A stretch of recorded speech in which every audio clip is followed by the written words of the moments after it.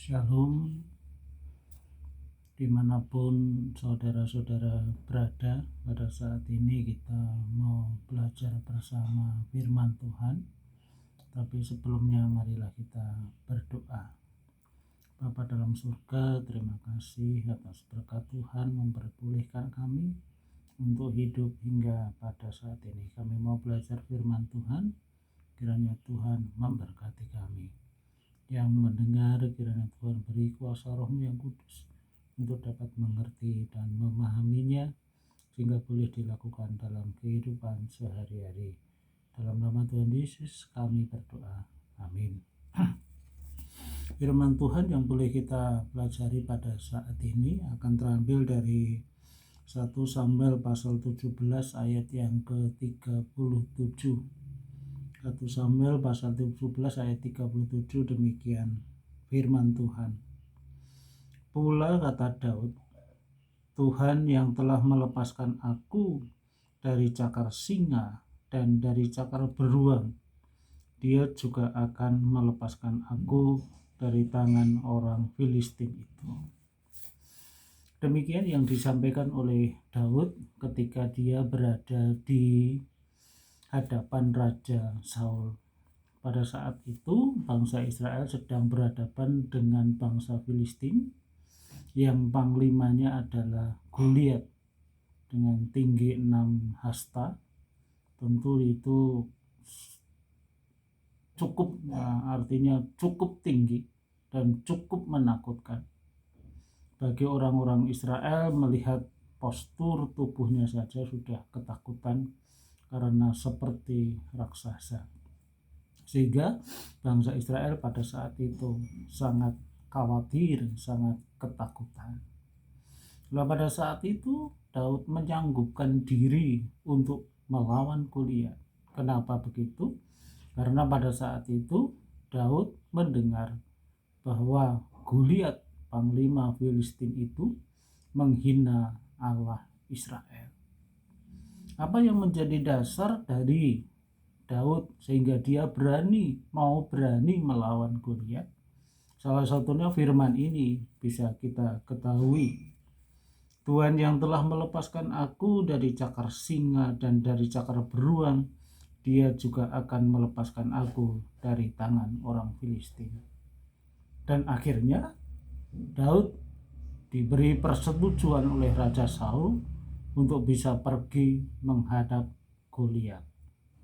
Dan akhirnya kita tahu bahwa Goliat dikalahkan oleh Daud yang kecil itu, yang wajahnya masih kemerah-merahan, diperkirakan usianya sekitar 16 tahun atau lebih sedikit begitu, dan akhirnya Goliat dapat dikalahkan.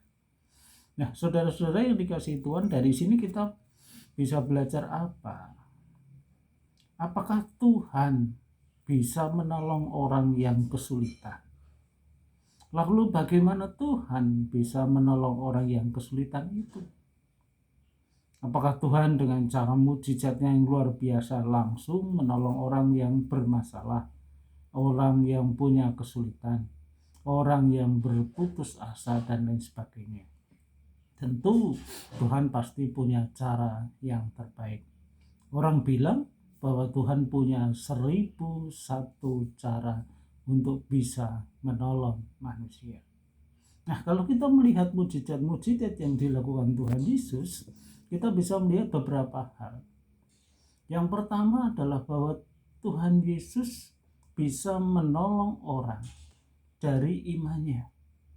Dari imannya langsung Tuhan Yesus bisa menolong orang. Tetapi kadang juga Tuhan Yesus melakukan aktivitas seperti meludah, seperti berkata, contohnya Talita Kum, atau dengan aktivitas yang lainnya. Nah, dari sini kita bisa melihat apa? Memang Tuhan bisa menolong, iya. Dari 3 hal tadi, Daud bisa mengalahkan Goliat. Yang kedua, Tuhan Yesus mengadakan mujizat menolong orang dilihat dari imannya.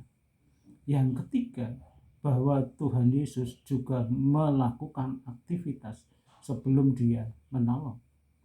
Bisa juga ditambah satu, pada saat Tuhan Yesus mengadakan mujizat memberi makan 5.000 orang, dia juga memakai roti dan ikan milik dari seorang anak kecil. Nah, dalam hidup kita tentu kita punya masalah masing-masing. Sebagai seorang ayah, ya kita tentu punya permasalahan. Sebagai seorang ibu juga punya persoalan. Sebagai anak, sebagai pelajar, kita punya tanggung jawab yang lain. Seperti belajar, menyelesaikan tugas-tugas, membantu orang tua, dan lain sebagainya. Lalu pada saat kita menghadapi hal yang semacam itu, apa yang harus kita lakukan? Tuhan punya 1001 cara untuk menolong manusia. Iya, betul. Tetapi tentu Tuhan menolong orang, tentu Tuhan juga tidak hanya menolong terus mengambil permasalahan itu, enggak. Tetapi Tuhan juga punya cara sendiri. Cara apa? Cara supaya manusia itu bisa bertumbuh, manusia itu bisa berkembang, manusia itu bisa mandiri, manusia itu bisa percaya pada kekuatan dirinya sendiri. Firman Tuhan mengatakan bahwa pencobaan-pencobaan yang kamu alami itu tidak melebihi kekuatanmu. Artinya apa? Bahwa manusia diperkenankan, manusia diberi izin dengan kemampuan yang diberikan Tuhan, dengan talenta yang diberikan Tuhan, supaya apa? Dengan kekuatannya itu, manusia bisa menyelesaikan permasalahannya. Tuhan bisa mengambil masalahnya manusia, bisa. Tetapi Tuhan sebenarnya sudah memberi kekuatan bahwa persoalan-persoalan, pencobaan-pencobaan itu tidak melebihi dari kekuatan manusia. Nah, permasalahannya adalah kita mau enggak bersama-sama Tuhan untuk menyelesaikan permasalahan kita. Kalau misalnya seorang ayah hanya tidur saja, terus dia berpikir Tuhan akan menolong, mendatangkan orang untuk memberi makanan, itu namanya kemalasan. Kalau seorang ibu hanya duduk-duduk misalnya main HP saja, terus ada orang yang datang memberi masakan, apakah itu bukan sesuatu yang mustahil? Atau seorang pelajar yang dengan malas-malasan tidak belajar, ngerti-ngerti pokoknya nilainya bagus, apakah dengan seperti itu? Tentu ini berarti seakan-akan mencobai Tuhan. Kenapa mencobai Tuhan? Karena Tuhan biarlah bertindak, aku malas-malas tidak apa-apa, tetapi biarlah Tuhan yang bertindak. Tuhan tidak begitu. Tuhan itu memberi kekuatan kepada kita, memberi akal kepada kita. Kita punya pikiran, punya kekuatan, punya kreativitas yang ada di dalam diri kita. Mari kita gunakan. Nah, dalam doa Bapa kami di sana disebutkan, jadilah kehendakmu di bumi seperti di surga. Artinya apa? Harus ada kerjasama antara kekuatan Tuhan dan kekuatan manusia. Kalau Tuhan memberkati, maka apapun bisa kita lakukan. Asal itu tidak melawan, tidak melenceng dari kebenaran firman Tuhan, apapun bisa kita lakukan. Kita bisa menjadi kuat, kita bisa menjadi pintar, kita bisa menjadi sukses, kita bisa menjadi kaya. Itu semua karena kekuatan kita yang disertai dengan berkat Tuhan. Tetapi jangan salahkan dengan pemahaman kita bahwa kita melakukan apapun pasti Tuhan menyertai. Iya, tetapi Tuhan juga punya hak, punya keadilan. Kalau kita tidak melanggar keadilan Tuhan, kita tidak melanggar kebenaran Tuhan, maka Tuhan pasti menyertai. Artinya apa? Di dalam kitab Kejadian, Tuhan memberi perintah kepada Adam dan Hawa di Taman Eden.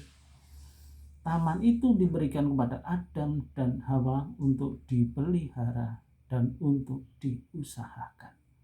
Adam harus bekerja. Adam harus menjadi partner Allah.